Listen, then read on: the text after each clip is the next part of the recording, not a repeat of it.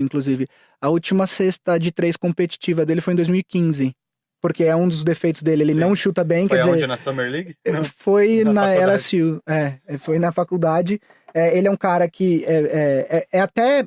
Se ele tiver um chute de 3, ele é basicamente imparável, porque ele é um cara que passa bem, que é grande, a altura dele é 6'11", quer dizer, para um armador é absurdamente alto, né? Ele passa bem em bons drives pra cesta, só que ele não chuta bem de longe. Mas os deuses do basquete fazem isso. Eles tiraram o dom dos 3 pontos do Giannis e tiraram o dom dos 3 pontos do Ben Simmons. Pra ter graça. Pra ter graça. Eles falaram, não, aí vai ser demais. Imagina o Giannis chutando 35, 40% de 3 pontos. E aí tem uma outra questão, que aí já começa a rolar os rumores, né? Enfim, a gente não sabe até que ponto isso é verdade ou não, mas que a chegada do... O Embiid e o Simmons nunca foram necessariamente próximos, melhores amigos, etc. O que é absolutamente normal, você não precisa ser o melhor amigo de todos os caras do seu time, né? Mas o Butler, a gente sabe a personalidade dele, ele tem uma personalidade bastante abrasiva, e aí o que alguns especialistas, alguns repórteres americanos acham é que com o tempo o Ben Simmons vai se sentir, de certa forma, escanteado. Excluído. Principalmente se o Sixers, de fato, assinar uma extensão com o Butler, que eu acredito que vai acontecer, porque eu acho que na troca isso já deve ter ficado meio que acordado, que vem pra cá, que a gente assina essa extensão. E aí, quer dizer, você vai ter... O time é do Embiid, quer dizer, a cidade é do Embiid, a cidade ama o cara, é dele. O Butler, nesse sentido, ele até tem uma... ele é muito honesto sobre si mesmo. Assim, ele sabe que o time é do Embiid, que ele não é... E que ele nem tem o talento pra liderar um time às finais, assim. Ele é um cara muito bom, top 20 da NBA, mas eu acho que ele precisa de pelo menos 1 ou 2 forças a mais pra completar isso. Exatamente. Senão ele teria levado o Chicago Bulls mais longe. Exatamente. E aí você tem essa questão também que o jogo do Simmons depende muito dele ter a bola. O do Butler também. E o do Embiid também, quer dizer... Como é que você casa? Só tem uma bola. Como é que você casa isso? Então alguém eventualmente vai se sentir... Eu vi 2 jogos do Sixers, desde a troca do Embiid pra lá. Curiosamente, os 2 jogos que o Jimmy Butler fez o game winner. Então... O último contra o Nets foi um arremesso absolutamente horrível. Assim, estatisticamente, aquele arremesso é ruim, só que ele converteu. Mas estatisticamente, um step back com a mão na sua cara é ruim aquele arremesso. Você jamais deveria fazer uma jogada para ter aquele arremesso, mas ele converteu.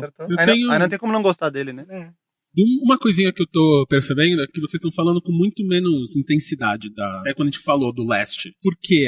Por que essa conferência tá dando menos animação? Historicamente, de uns 20 anos pra cá... Exatamente. A Conferência Oeste tem sido muito mais empolgante que a Conferência Leste. O nível do basquete é mais elevado, se é que a gente pode dizer assim. Se pegar desde que o Jordan se aposentou, desde a primeira aposentadoria do Jordan, 98. Né? Ah, sim. Pra cá, só teve uma temporada que os times da Conferência Leste ganharam mais dos da Oeste do que os da Oeste ganharam da Leste. Ou seja, o nível de basquete é melhor na Conferência Oeste. As principais estrelas da NBA estão concentradas muito mais na Conferência Oeste. Já era desequilibrado e esse ano o LeBron James ainda foi do leste, que ele foi a vida inteira para o oeste. Mas por que você acha que acontece isso há 20 anos? Porque o leste tem menos estrelas, os times são menos fortes do que o oeste. Assim, é difícil, não tem uma razão, os jogadores preferem o oeste. É uma questão de contexto, né? Eu pelo menos não consigo pensar 20 anos atrás. Se você me pedir para explicar por que o LeBron veio pro Lakers, eu consigo te dar uma explicação para isso, e não tem nada a ver com leste-oeste, tem a ver com que ele queria estar em Los Angeles por conta de outros interesses profissionais dele, que ele quer tocar depois que ele se aposentar, né? E aí fazia sentido para ele estar em Los Angeles. E ele falou que ele gostaria de jogar numa franquia considerada histórica, como é o Lakers, enfim e tal. Enfim. E aí tem os jogadores da NBA, quase todos na off-season moram em Los Angeles, quer dizer, são pouquíssimos os que não estão lá. Então fazia sentido. Agora, historicamente, é difícil você falar, eles preferem o Oeste. Não é. Como antes desses 20 anos, o Leste geralmente tinha times constantemente mais fortes do que o Oeste, que virou. Eu acho que uma coisa que dessa temporada específica, o topo da Conferência Leste esse ano, se você considerar ali os 4 times que são considerados mais fortes, o Milwaukee, o Sixers, o Toronto e o Celtics, é igual, até mais forte do que o topo, se você pegar os 4 da Conferência Oeste, né? Agora, se você for olhar o contexto da conferência inteira, de fato você tem muito mais estrelas no Oeste do que no Leste, né? A disputa acaba se tornando um pouco mais previsível no Leste. Você sabe quem vai sair, né?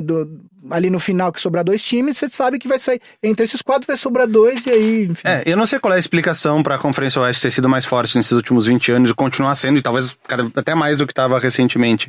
Mas eu acho que são ciclos. Se a gente pegar se a gente estiver conversando sobre isso em 2247...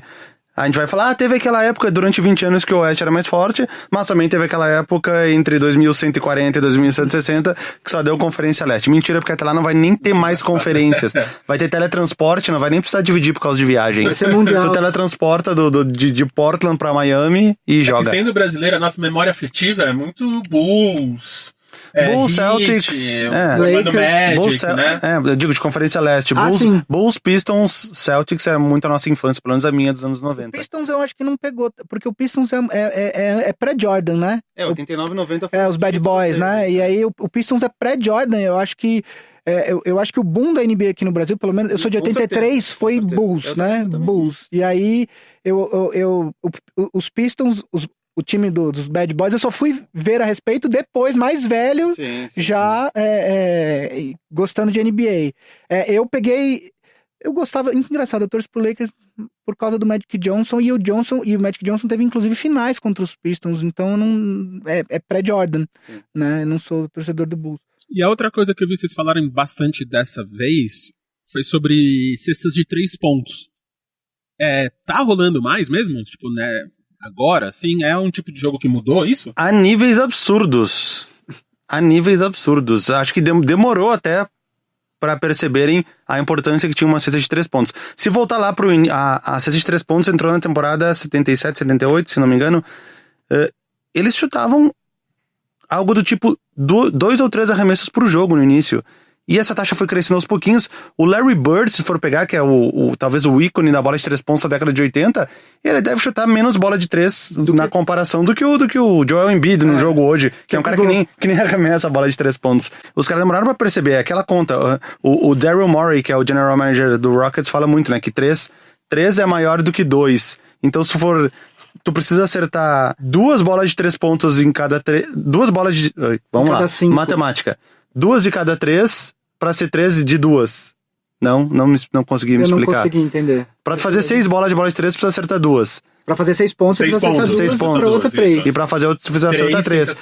E o aproveitamento de bola de 3 pontos, ele compensa. Ele não é tão inferior ao aproveitamento de 2. Porque o Curry, né? O Curry, ele veio muito forte esses tempos com bola de 3, né? O Curry dentro desse contexto, o Curry ainda assim é um ponto fora da curva, porque o range dele é um negócio absolutamente absurdo, assim, ele acerta cestas de distâncias que não é para as pessoas acertarem com frequência, ele acerta. Então, assim, dentro desse cenário onde a liga arremessa muito mais de 3, ainda assim o Curry não é parâmetro para nada, ele é o cara que de fato representa esse momento da liga, porque ele acerta bolas absurdas de 3 pontos, mas ele não pode ser parâmetro. Agora, uma coisa, falando dentro desse negócio que o Daryl Morey, que o Vavo estava falando do Daryl Morey, existe um movimento já na liga, coisa de bastante tempo, que é o uso de analytics, que é o estudo absurdo dos números.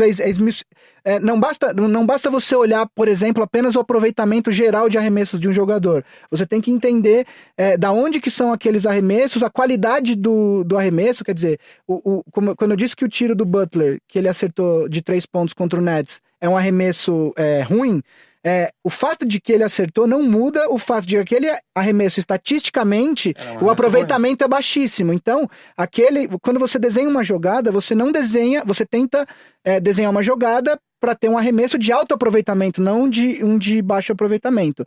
E aí você tem, dentro desse contexto de analytics, existe um negócio chamado points per play, que basicamente é pontos por jogada. E aí, o que, linhas bem gerais, tá? Porque eu também nem manjo de analytics o suficiente para desmiuçar isso. Mas basicamente a conta que se faz se eu tiver tantos % de aproveitamento de 3 e tiver tantas bolas de 3 por jogo, é melhor do que eu ter menos bolas de 3 então o conceito que mudou é esse. Se eu tiver bons arremessadores de 3 pontos, vale a pena eu chutar o máximo de bolas de 3 pontos. Dentro desse aproveitamento eu vou fazer mais pontos e aí eu tenho mais chance de ganhar. E nos analytics, o que chega à conclusão, de certa forma, é que as melhores cestas quais são? São as cestas no rim, né, embaixo da cesta, que são as que têm aproveitamento de 2 muito alto, e a cesta de 3 pontos, que mesmo o aproveitamento sendo baixo, elas valem 50% a mais. E o lance livre, que o lance livre tem 2 arremessos, se tiver um jogador que acerta 80%, tu já tá acima dos 3 pontos e acima do rim, do aproveitamento do rim. Por eliminação, quais são os piores arremessos? São os arremessos longos de 2 pontos. Porque eles têm um aproveitamento menor, porque eles são mais longes, e eles não valem os 3 pontos, e valem a mesma coisa que o arremesso de 2 lá embaixo. O Houston Rockets foi o primeiro time a usar isso com todas as forças. Quando o Rockets montou o time, que era antes de chegar o Chris Paul, que era o Harden de armador, cercado de chutadores, que era o Eric Gordon, que era o Ryan Anderson, o time só fazia cesta embaixo ou cesta de 3 pontos. Com a chegada do Chris Paul, isso mudou um pouco, porque o Chris Paul é um cara muito bom nesse arremesso longo de 2. Então isso foi legal pra incorporar uma jogada a mais no time. Mas os times cada vez mais têm feito isso. O Milwaukee Bucks nessa temporada, se for olhar o shot chart deles ali, de onde eles estão arremessando, é embaixo da cesta e é as bolas de 3 pontos. Mas isso deixa o jogo mais dinâmico, mais legal, assim, se eu estiver assistindo. Ele deixa, eu acho que com menos possibilidades, o que talvez justifique o que o Greg Popovich falou essa semana, que o jogo tá ficando chato. Porque ele acaba sendo sempre as mesmas coisas. Eu acho que o arremesso de 3, tem muita gente que não gosta, esse jogo atual, mas eu acho que também tem uma outra questão. Um time, por exemplo, e aí você acaba citando o Warriors, você tá vendo um jogo de 15 pontos de diferença com 6 minutos no último quarto e você fala que acabou? Não acabou, porque o Warriors a gente sabe que se você demole, eles acertam 3 bolas de 3 assim, pum, pum, pum, e aí é um jogo de 6 pontos. Então, ao mesmo tempo que tem muita gente que não gosta, eu acho que por conta dessa tendência, os jogos, eles realmente demoram mais para ser decididos e muitas vezes acabam se tornando... O Lakers teve um jogo, foi o segundo ou terceiro jogo da temporada, o Lakers com 55 segundos estava perdendo por 8 pontos do Spurs, empatou com uma cesta do LeBron de 3 pontos, foi pra prorrogação, com 55 segundos da prorrogação, tava ganhando por 6 pontos, tomou 8 pontos seguidos, perdeu o jogo. Então assim, eu acho que ao mesmo tempo que tem muita gente que não gosta, de certa forma ele deixa o jogo mais improvável, né? Sim. Você citou o Greg Popovich e os arremessos longos de 2 pontos. É muito curioso o que tem acontecido com o Spurs, porque o Spurs foi um dos times que percebeu essa tendência. Estamos falando aí, não estamos falando só desde o Warriors, antes disso, né?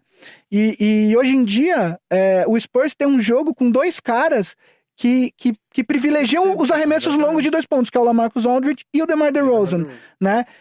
E aí, é muito engraçado e você vê o Spurs praticando um tipo de basquete que hoje, nesse momento, é considerado ultrapassado, né? E aí você tem essa questão da sequência deles em playoffs. Se for algum ano pra ser rompida, parece que vai ser esse ano. Vai ser esse ano. Não, eu acho que nem tanto pela queda de rendimento do time. Corrigindo a mim mesmo. Sim, pela queda de rendimento da defesa do time. Porque uma vez que eles perderam o Kawhi Leonard, que era que não jogou a temporada passada. Não jogou a temporada passada, mas vinha jogando. Ele era o líder defensivo do time. Ele foi trocado pelo DeMar DeRozan, que a gente falou, que é um jogador completamente ofensivo e que é um jogador abaixo da média na marcação. Talvez tão importante quanto, antes de começar a temporada, o DeJounte Murray, que era o armador escolhido por eles para ser o substituto do Tony Parker daqui para frente, a longo prazo, que tinha ficado no segundo time de defesa na temporada passada, ele se machucou e não vai jogar essa temporada. Então já foram 2 perdas. DeJounte Murray e Kawhi Leonard. O time que sempre teve defesa top 3... O armador que ia ser o Bryn Forbes. O Murray também se machucou. Se machucou, mas já voltou agora. Eles tinham top 3, top 5 de defesa há décadas. Esse ano, eu olhei antes de chegar aqui, eles estão com a 24ª defesa da NBA. Eles acabaram de tomar 128 ou 129 pontos do Wolves ontem ou anteontem. Então, isso tá se refletindo muito no basquete que o Greg Popovich desenha pro San Antonio Spurs. Com essas bolas longas de 3 do LaMarcus Aldridge e do DeMar DeRozan e uma defesa fraca, eu acho que pela primeira vez, depois de 23 anos, 24 anos, porque a sequência é de 23 anos, que o San Antonio Spurs vai ficar de fora dos playoffs. Eu sempre acho que eles vão dar um jeito, que nem eles deram um jeito na temporada passada. mesmo sem o Kawhi Leonard, mas esse ano eu acho que, infelizmente, dado o equilíbrio e a força que tá, com times que devem entrar nos playoffs, como o Lakers, como o Nuggets, que não estavam na temporada passada na briga, Grizzlies não estavam na temporada passada, Clippers não estavam na briga na temporada passada, o Jazz e o Rockets estão lá embaixo e devem melhorar, eu acho que não vai sobrar a vaguinha pro San Antonio Spurs nesse ano. Eu acho bastante... Aí falando de